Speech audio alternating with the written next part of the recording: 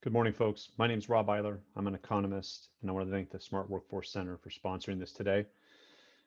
We're going to talk a lot about the economy and labor markets today, and we're going to talk about Trinity County as well. But we're going to start with the national level, move to the state, and then get a little bit more local. And we're going to talk a lot about small business and what's going on, potentially going forward all the way to 2024 with the viewpoint of how economists are seeing the future.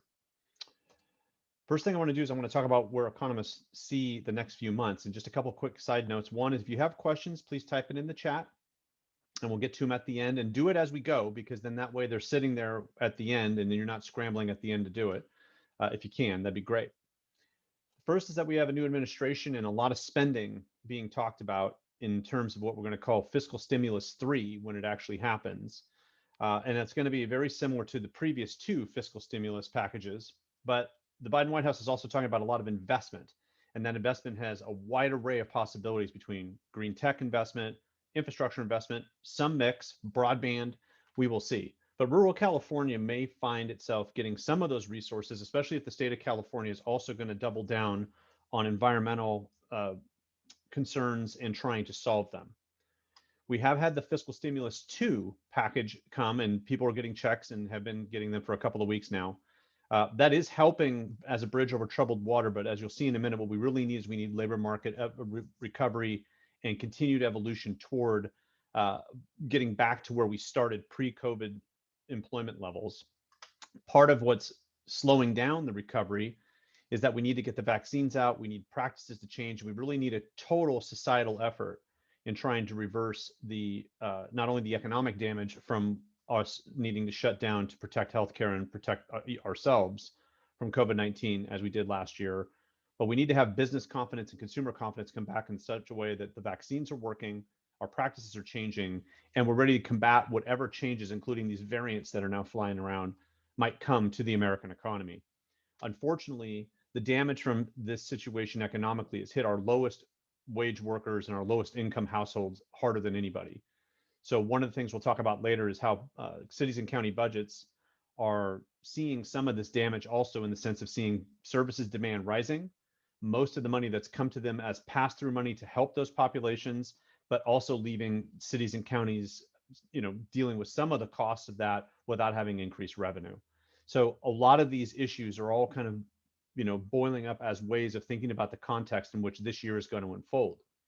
Now, one way that we monitor what's going on with the economy is to look at the way people become unemployed. And this is important because this recession and ultimate recovery from this recession started in a way that's somewhat atypical. So the way people generally go into recession is not this way. Temporary unemployment was the key way in which people lost their jobs initially in March, April, and May of 2020. And you can see on the far right-hand side, there's this spike in the number of people who are temporarily laid off or have just lost their jobs for a little while, at least in theory. Now, the problem with that is that it can easily convert to a permanent job loss, and that's the blue data. And you can easily see now, because these data go from January 2007 on a monthly basis to December 2020, the hill that was climbed with the number of unemployed through the Great Recession, where the dominant way in which people lost their job was in a so-called permanent way. And then this long recovery period to where we got to where we basically started, or where we were before the Great Recession, and then a pretty good run of the last few years, but then you saw that spike. And that blue area is getting to be much more of a mix of the people who are unemployed than were originally unemployed in May, or April, May, and June. Now, with that in mind, as that blue area gets larger, the time it takes to fully recover gets longer. It's classic. Notice the Great Recession. We call it the Great Recession because so many people became unemployed permanently, in the sense that their employer said that they were never coming back, or their employer went away. That's starting to become a larger mix. The other way people become unemployed is they complete a temporary job and are now looking for work. They leave their job and are looking for work because they quit. They re-enter the labor force where they were out of it, but were in it previously, which is different from the last group. But this group specifically, a lot of these folks could be people that chose to walk away from looking for a job or working because of childcare needs at home. And then we have new entrants in the labor force, mainly high school and college graduates. Industrially, people lost jobs primarily in low wage, low barrier to entry jobs, which unfortunately is a way that a lot of people enter and re-enter the labor force. So if you look at the national picture, this was the change in April 2020 in the sense that these data look back 1 year to April 2019 and say, what's the percentage change in the number of jobs in each one of these industrial categories? You can see on the far right-hand side that industrial groups like other services, which are hair salons, nail salons, and a bunch of other industries that we don't easily categorize in the other slots, food services and drinking places, basically bars and restaurants, and then accommodation, hotels, motels, and other places that we stay overnight. Those were where most of the damage happened initially in April. Well, those are primarily low wage job industries. Now watch what happened. If we go to November, we saw recovery across the board, except for a couple of here and there industries from April. But the key is that the total amount of percentage change from the previous year was still relatively high in things like hotels and motels. So a lot of the damage was because of turning off travel, and also people being very reticent to travel if they weren't restricted to move around once some of the social constraints were lifted. But people still stayed away from staying overnight in a lot of cases. And December, unfortunately, gave some of that original labor market recovery back in the United States. What those numbers suggest is that 32 out of 100 people that were working December 2020 in a hotel or motel did not have a job as of December 2020, and about 1 in 5 in bars and restaurants. And you probably know local places in Trinity County that have closed. Well, a lot of it was because of the social constraints, then sort of having this reverberative damage on the economy and people's livelihood and job. What I want to do now is I want to show, though, the recovery momentum and kind of what's happened the last couple of months. So I also want to compare this to the Great Recession, where we're going to start the current recession and the Great Recession at the same time, and then watch their evolution, at least over the length of time in the Great Recession for the US economy, but just the last 12 months, because that's what we've got here for this one. Starting at 100 in both, we want to get back to that red dotted line. And in the Great Recession, it took about 76 months for the US economy to go from the amount of people working in the US back to that same number during the Great Recession and its recovery. And generally speaking, economies end their recovery when we get back to that red dotted line. So here's the COVID-19 movement at the national level. You can see that there's a so-called V, straight down, then kind of straight back up for a little while. But unfortunately, that V, the right-hand leg of that V, has now curled a little bit. The curling is unfortunate. We kind of predicted it in terms of the science and what was going to happen with caseloads rising again, and that's exactly what happened. But we need that black line to start curling back up toward the red. So this is not going to be a typical recession. In fact, the Great Recession was a typical recession with much larger magnitude and a longer recovery period. Same sort of bowl shape normally happens. In this one, it's going to be a lot more volatile as we can move forward toward the red dotted line. But as we'll hear about in a minute, the forecasts for the next few years are good. And so we should see that black line continue to move up. And that's also true for California and Trinity County, though Trinity County, as you'll see later, has had a lot more movement around. And that's typical of rural California, especially smaller rural counties. Okay. One place where we haven't seen a lot of problems has been in our equity markets, even though the last couple of weeks have been kind of wacky with the whole GameStop situation. This is what the last 20 years of the S&P 500 have looked like with monthly closes, thinking about the 3 recessions that have happened since the year 2000. The first shaded area moving left to right is the dot-com recession. And you can see that the S&P 500 slowly slid down to a bottom in 2002, and then slowly rose back up over that next 5-6 years. The Great Recession had a much quicker slide down to its bottom, which is marked by 735 in that second shaded area moving left to right. And then a long bull market, even though there was some volatility, which is classic of equity markets, all the way up to the point where you saw a lot more volatility jump in once the Trump administration was in, based on business expectations changing and a lot of other stuff going on sociopolitically. Then you can see the sharp V in 2020, right before that shaded area, and then the recession began. Bottoming out at 2652 in April 2020, and then sharp rise over the next few months and continuing to go up, even though around the election time, things got slightly more volatile.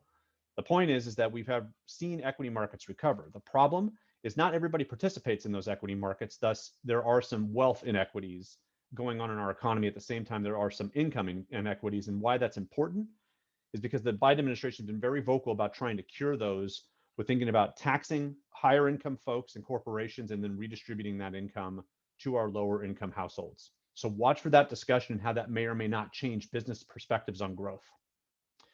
Another way that we're watching the financial side of the house is looking at the composition of household debt. So what I'm going to show you now is quarterly data from 2003, I'm sorry, to the third quarter of 2020, which thus includes the first 2 quarters of the COVID-19 scenario, where we really have not seen an enormous amount of change in the total amount of debt. So one of the concerns whenever you enter a recession for economists is considering what's going to happen with the use of debt and how that may imbalance households and put them more at risk because now suddenly they owe more money than what they own. Well, this is mortgage debt, and we haven't seen a lot of change. What has been mainly happening in mortgage has been either a trade from rental to home ownership, which is really just shifting what assets you have to debt, but that's also juxtaposed to people refinancing, which then in some cases might lower the overall amount of debt you have and change its composition a little bit in terms of what you owe on a monthly basis. But either way, we haven't seen an enormous amount of change just yet.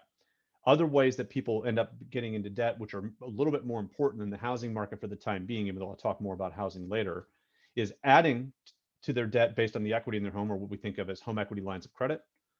Then we have auto lending, which have picked up a little bit because the car deals have been absolutely out of this world. Credit card debt, which was a part of the household debt portfolio that economists expected a lot more volatility in, but haven't seen it. And a lot of that's because of the fiscal stimulus packages and the augmented unemployment insurance benefits. That has helped a lot in terms of people not piling on household debt. The issue is that we pile down national debt to cover that instead, and it's got to come from someplace. Here's student lending, which we're hearing a lot of rumblings about coming out of the Biden White House as well, and then a bunch of other debt, ways of borrowing, I should say. So the key to this graph is that notice how quick the hill was run up before the Great Recession. It took a long while to kind of sift through that, but then the slow growth after that, after you take inflation into consideration, which these data do, we are still below the peak of the Great Recession in terms of total household debt, and that's after 13 years. So we are good on the equity side of the house for the time being. We've seen amazing growth. We are good on the debt side of the house for the time being in terms of household debt. Corporate debt has sort of a squishy mixed bag of situations going on given what's going on in equity markets and also just simply how much debt is out there for corporations. But at low interest rates, that helps.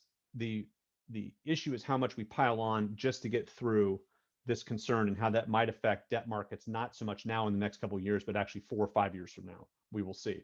A lot of theories out there about what that might be. However, the outlook looks good. The International Monetary Fund came out with its annual forecast for the next 2 years last week, and it has the US growing at 5.1% growth this year after inflation and 2.5% in 2022. The Congressional Budget Office came out with their prediction, or more or less matching in what you can think of as a compounded annual rate of growth for the American economy as the IMF. So most economists are coalescing around the idea that this is going to be a really good recovery year. And we all kind of thought that last year anyway, assuming the vaccines were going to work and we were going to make social adjustments where the COVID-19 part of our lives is going to slowly fade away. We will see if that happens. Either way, we're going to have some moderate growth going through the first half of this decade after this year. But the outlook looks good at the macro level. We've got to get through the next couple of months and get those vaccines distributed. But assuming that 2 or 3 months from now, we've got a couple hundred people vaccinated, or I shouldn't say it that way. We have a couple 100 million vaccinations waiting to go. We feel like that the supply and demand characteristics are going to match each other and people are making practice adjustments with their lives. As we get closer to summer, we should see most of that all start to come to fruition if we are able to do it. Now let's talk about the state and Trinity County. Here are some recent labor market data through the end of December. These data are now about 3 weeks old, but regardless, they kind of tell us the latest and greatest through December. You can see Trinity County, they're at 8.4% unemployment, but one of the more alarming aspects of the recovery and also the recession is the change in labor force. So you can see about 5% of the labor force in Trinity County is currently not there that was there 1 year ago, which is December 2019. Now, why that's important, even though for a small place like Trinity County, there can be a lot of reasons why labor force is volatile. The 3 main reasons why you would see a reduction in labor force is because people retire and leave the labor force. People volunteer to leave the labor force because maybe they need to stay home with their kids while schools are not open or childcare is not available. And the third is that they left the area and are now counted in some other place's labor force.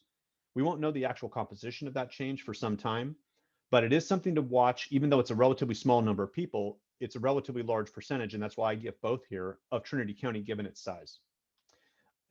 Trinity County seems to be recovering in ways that's very similar to other parts of California, including the North State. I show Shasta County here also, and I show Sacramento County here just simply to give you some feel of a metropolitan area that has some mix of rural, even though Trinity County has a little bit more probably to do with Eugene, Oregon than it does with Sacramento, California. Now, with all that in mind, let's now look at the same data that we looked at with the US in terms of the recovery path of California, both in the Great Recession and in the current situation for the first 12 months. Very similar look, sort of a bowl shape. I let the seasonality in here for California because I think it's good to see how rocky the ride can be, even though we're kind of trending in a similar way. Classic but large recession. 56 months it took to basically get back to where we started in November 2007 for California. For California, the last 12 months, you can see the sharp downturn, a little bit of a flat period in April and May, and then starting to come up over summer, continuing to go up pretty good in fall, but then the last couple months have been kind of tough. So that 93.8 number means that we're 93.8% the level of people employed in California that we started 2020 with. So we still have about 6.2% to go to get back to that red dotted line. And that could be a really tough 6.2%, as weird as that sounds, given how much we've gone from the bottom up. That's because those temporary job losses are now getting converted somewhat to permanent, somewhat to jobs. And the number of people that are still unemployed that had a job in January 2020 are a little tougher to get back to work, given the damage has been mainly on low wage workers and low wage industries. And those still have somewhat of a mixed outlook to come back. Let's look at exactly that outlook from an industrial standpoint. Same idea as the US data. Now looking at California, leisure and hospitality, those other services where most of the initial damage happened. This is April. But now I'm going to walk you through each month of 2020 to sort of slowly show you the recovery momentum showing its face. Here's May, June, July, August, September, October, November, and then I'll stop and you can see most of those columns have slowly slid back up to the red dotted line, and we want these columns to be above and growing above that red dotted line normally year on year. And these data are looking from the current month in the column. So for example, April 2020 looks back 1 year to April 2019 and represents the percentage change in that year. Here's December with those percentage numbers. So now I can give you a little bit more explicit example. Leisure and hospitality, that negative 29.8 means that December 2019 to December 2020, about 3 out of 10 people who were working in that industry lost a job. For other services, about 1 in 5, similar to the US level. For other industries, those are the percentages. Farming was a little bit further down than we expected. The fires, the smoke, COVID-19, changes in the way that food supply chains worked, a lot of crazy stuff in agriculture. But there are some areas like construction, transportation, warehousing, and utilities, which basically think about the Amazon phenomenon and having so many things delivered to home. Those all picked up. And also finance, because interest rates were low and there was a lot of action in finance. So everything here is sort of working alongside a theory, and the biggest standouts are bars, restaurants, hotels, leisure and hospitality, and those other services still struggling. And unfortunately, those are dominated by lower wage jobs. Looking forward to 2024, the outlook looks good, corroborating what we heard before at the national level, but it's going to be a slow ride to get people back to work, according to the Department of Finance. So this forecast comes out parallel to the governor's budget that hits this street in Sacramento, and it hit about 3 weeks ago. These data are from 2005 forward on a quarterly basis, and that shaded area is the Great Recession, and you can see the downturn in jobs going through the Great Recession. These data are linked to November 2007 again to sort of think about what's happened since the Great Recession and how crazy it's been since this recession started, which is that second shaded area, peaking at about 110.5, which means that there were about 10.5% growth in jobs from the beginning of the Great Recession. So all the loss, then the recovery, really nice ride over the last few years, picking up those jobs in California, then unfortunately a sharp downturn where the bottom of that V is basically equal to the number of jobs that we had in the year 2000. Think about that for a minute. But a very quick rebound a couple quarters later, and then the slow ride is predicted back up to the end of 2024, where we finally get back to where we started the Great Recession. The COVID-19 recession. So even though we have good macro forecasts and maybe even getting by the end of this year back to where we started before COVID-19, which is about a year early than original forecasts predicted, the jobs market's still going to take some time to sift itself out to get back to where we started. Now, if you look at Trinity County, You're going to see a lot more volatility, which makes sense. Most of rural California has much more volatility in it once recession happens. And this is the Great Recession, where Trinity County initially just got hammered, but then had pretty good comeback and actually got out of the issue relatively quickly with the shifts away from construction and back toward visitor services and thinking a little bit more internally for the time being. Also a very small economy, so these changes are relatively quick in movement when they start to move, as showcased by what's happened since COVID-19 started. So what does this all mean? Notice, just like most places in California, Trinity County saw a drop in jobs initially, a little bit of a flat period in May, then up the ladder in summer. People were coming to Trinity County as things slowly kind of opened back up again, and people were on the moves to a certain extent. Kind of a wacky amount of movement between the end of summer and the beginning of fall, and then it dropped the last couple of months. So 94.4 means that you're still about 5.6% away from where things started in January 2020, but a lot of violence in these data. We need to get that black line back up to the red line for Trinity County's residents. When we look at Trinity County from an industrial standpoint, because it's such a small economy, the categories are a little bit more compact, but a lot of the same themes. Leisure and hospitality, big problem. Trade, transportation, utilities, where other services end up coming in this one, relatively big problem. Then May, June, July, August, September, October, November, and then December. So a little bit different than the state, which totally makes sense. Trinity County is not necessarily a reflection of the state on average. It's much more rural, classic rural California, North state style economy. But leisure and hospitality is still where a lot of the problems happen. Construction, somewhat of a lingering issue, even though 10% in an economy the size of Trinity County is not an enormous number of people. It suggests that things have been a little bit slower there too. But this is not as bad as it could be, where most of the damage is really in leisure and hospitality. The problem for the lower wage workers that live in Trinity County, a quarter of them out of work that had a job 1 year before, is a problem for them sticking around if they can't afford to stick around. And that's why there's some concerns about how long it's going to take for people to start traveling again and support those lower wage sort of classic industries that both are fed by residents and folks coming to visit Trinity County. The housing market has done okay, not great versus other places in California. So one bright spot in this recession has been what's been going on in housing.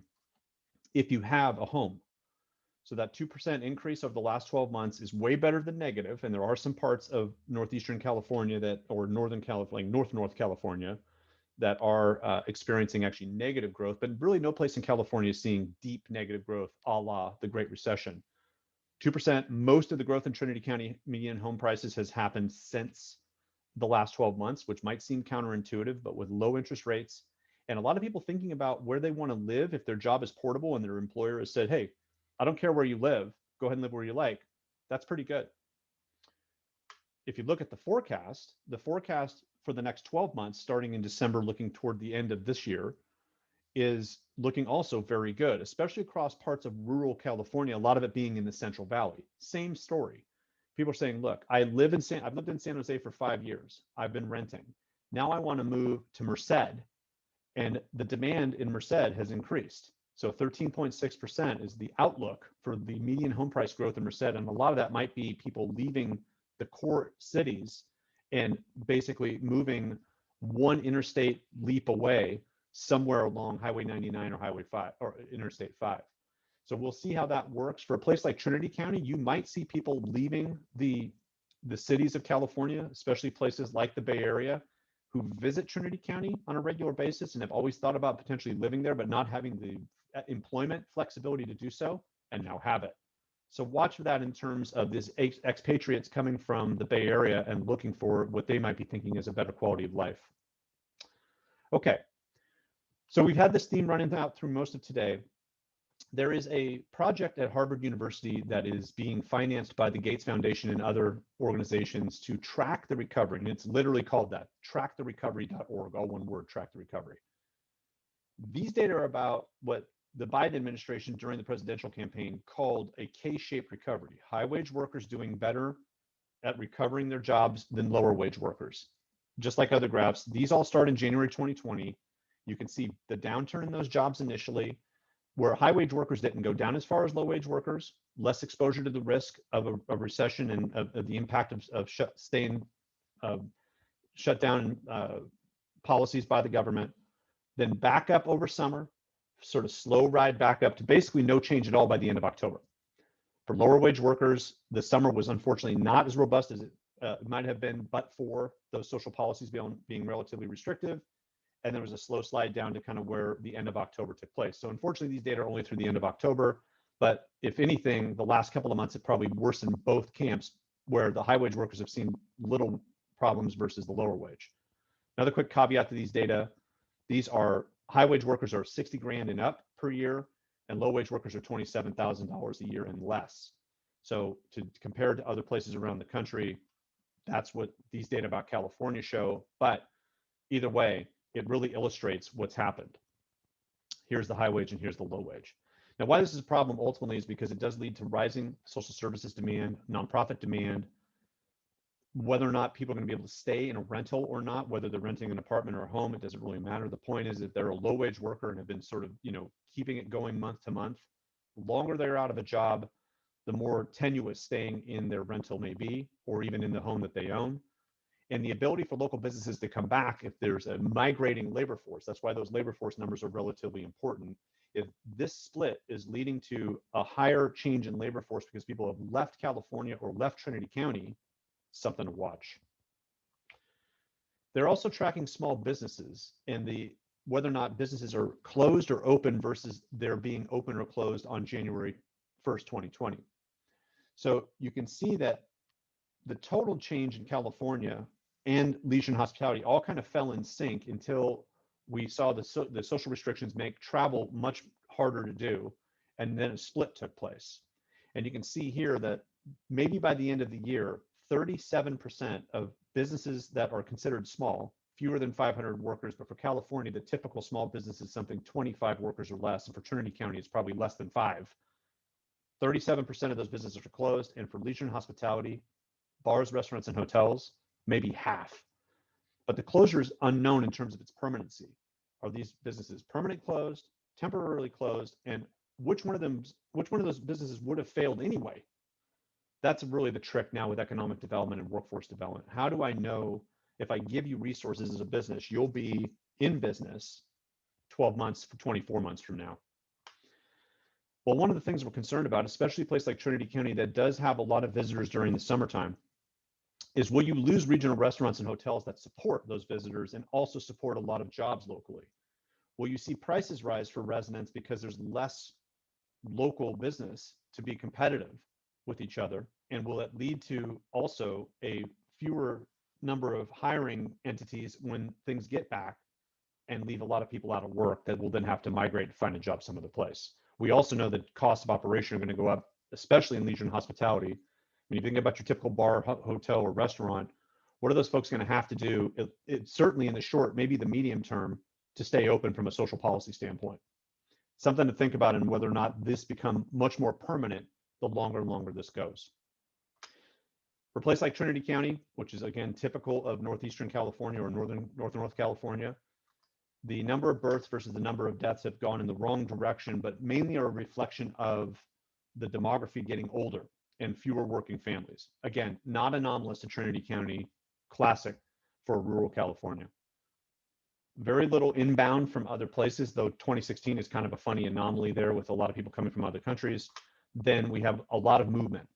So during the last decade, or the first decade of the new millennium, we saw a lot of people coming to Trinity County as the home prices were rising and people were looking to buy a home. They moved to rural California. And we saw that happen across most of rural California. Then it slowed down. Over the last few years, that has changed a little bit because of fire threat and just shifting labor markets. And at the end of the day, Trinity County over the last 6 or 7 years has lost a very small amount of population consistently year on year. Picked up a little bit in 2019. Some of that was probably out-migration from places like Butte County and Shasta County post-fire, but sagged a little bit again in fiscal year 2019-20. These data are through June 30, 2020, with a little sprinkle then of the COVID-19 situation inside. But the point is that this gives you a sense of the evolution of the population in Trinity County, even though we're not talking about huge numbers because of Trinity County size. it just reminds you that people are looking at rural California in different ways, and no doubt about the fact that rural California is aging. Okay, so that is the data outlook. Now let me just kind of wrap up on what to watch. We think low rates are going to continue, which is good for business growth and also good for households to think about refinancing and changing their balance sheets in such a way to lower their costs. We should be watching home prices. It's something that we're expecting more movement from the urban areas to suburban and rural California. So Trinity County may be a place where you see some inbound migration over the next 12 months as people finalize where they're going to work and how permanent the change is going to be. This K-shape versus V-shape recovery, we are definitely in more of a K-shape now than a V-shape. But the key is how long that lingers for our lower wage workers. And that could lead to some wild changes in our urban areas in California that ultimately will lead to policy that will affect every place, including Trinity. The public sector is going to be affected by this in the short term, even though the state of California is claiming it had a much better 2020 than it expected last year after all this started. The key is whether or not we get the labor market and businesses going back in such a way that we get the other parts of city and county finance stabilized. Property taxes are stable for now because home prices have done nothing but basically had pressure to rise a little bit, if not a lot. But sales tax revenues and TOT revenues have been down. And so it's a really kind of a mixed bag. Plus, there has not been any specific federal or state funding relief just yet. Key challenge, though, folks, at the end of the day, in my mind, is watching debt. The longer this lingers, and the more our lower wage workers have to use debt to get by, the more space that exists between higher wage workers and lower wage workers. And the Biden administration is going to watch for that in terms of the tax packages they're going to want to see changed to provide redistribution of income. So if you're a business, you're a relatively high wage worker, be watching for that in terms of how that might change your economic life, but it is meant for providing some equity. It's still going to be on the wealth side that equity is very hard to fix. So folks, with that, I'll take any questions you have. I'm going to wait a minute or so to see if the chat provides any questions. But if I don't get to your question and you think of something later, that's my Twitter handle is @Bobby7007, and my email is Eyler@econforensics.com. Don't hesitate to ping me if you think of something one way or the other. And otherwise, make it a great year and stay safe out there. I'll wait 30 more seconds or so and see if we get any questions in the chat, but please type them if you get them.